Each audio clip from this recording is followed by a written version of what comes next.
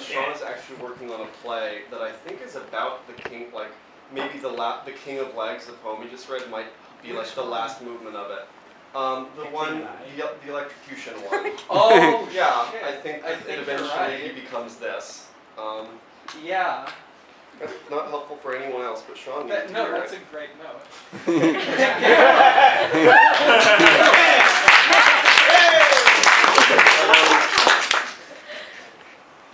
The next synagogue poem. Moving from the synagogue bronze tier to the synagogue silver tier.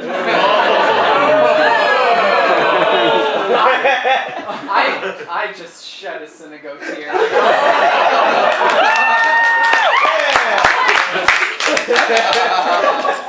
Synagogue is an acronym for Go Nice. Anagram for Go Nice. Oh. And poetry is full of anagrams. It's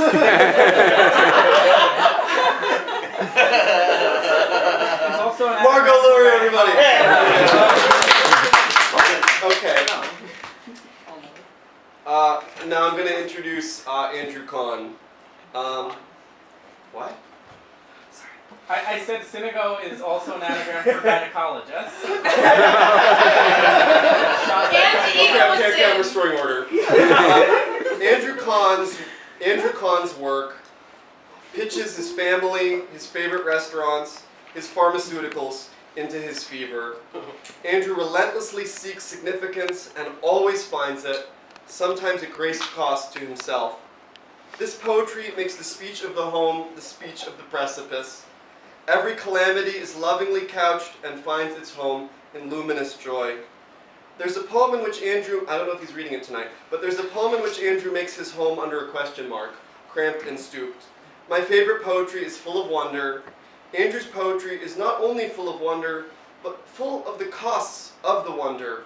And that's what makes me care about it as much as any art in the world. Here's Andrew Kahn.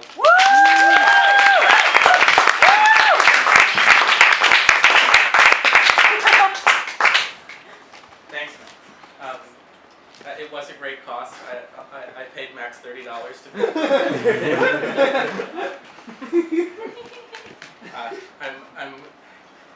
I want to say this. I'm coming off an antidepressant right now. I'm going on a new one, so don't get excited. I'm coming off an old one, and when you come off an old one, you get a side effect that I learned is called zaps.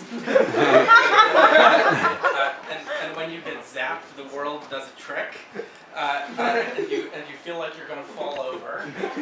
So if I swoon, it means I'm getting zapped. It doesn't mean I'm poetically inspired. Okay. This first poem I'm going to read is about my mom. It's called Genesis. Genesis, for my mother. It was the same. It was the same again. Then I was. I missed you.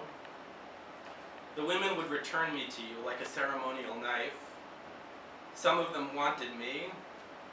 You said that if I lay on your breast, you could get cancer. I was happy. I was loved. For my sadness was within me and constitutive. The clouds were whole. I wrestled with my father and won. I missed you. I remembered how happy we were. I drank a little cup of Prozac. I was hidden from the rest of them. I was crying. I was almost complete. It was the past, but how could I have known that then? I did. I still do. This next poem is about my mom. The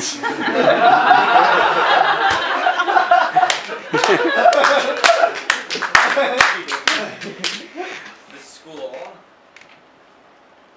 For the benefit of the patiently waiting dream, I imagined that I had lost my mother. Grief balked and skidded. One long breath thrown far, like something I'd expected to come back. It was a bird-shaped hole, closing in the sky around my throat. I did not cry. To cry would bring her back. The exercise was to live without her. And then I cried against the surface of a hardened sea until my body was a harder surface. How spacious and fast I was, being under sail, the warm boat, a lamp that knocks against the wall of the boat, showing more of the boat as it swings out from the wall. I want to point out the similarity of that image of the lamp to the synagogue logo, which is waving like a flag of a boat back of the theater. This next poem is about my mom.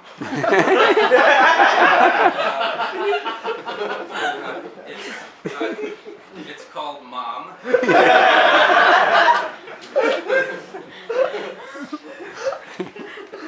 My mom once found it in a pile of scrap paper, and it was very hard to convince her that it was not about her.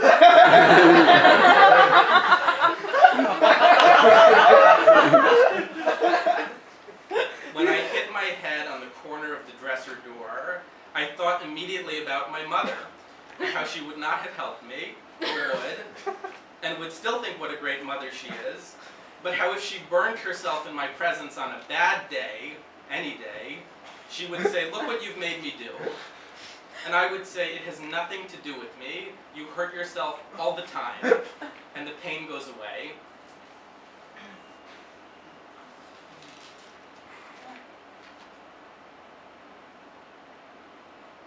December 24th, 2012. Bury me in the backyard, next to your bris piece. You know, your pee-pee. It's only a small part. Bury my heart at Wounded Knee. I have a fever, I feel crappy. I just wanted to make sure I would be with it. What's the expression? To the manner bred. To the manner born? To the Matterhorn? Next to your bris piece. If I can't go tomorrow, keep Daddy away from that bitch Rhoda Steele. She's a bitch. Bury my heart at Wounded Knee. Don't make a big deal out of it. Thank you very much.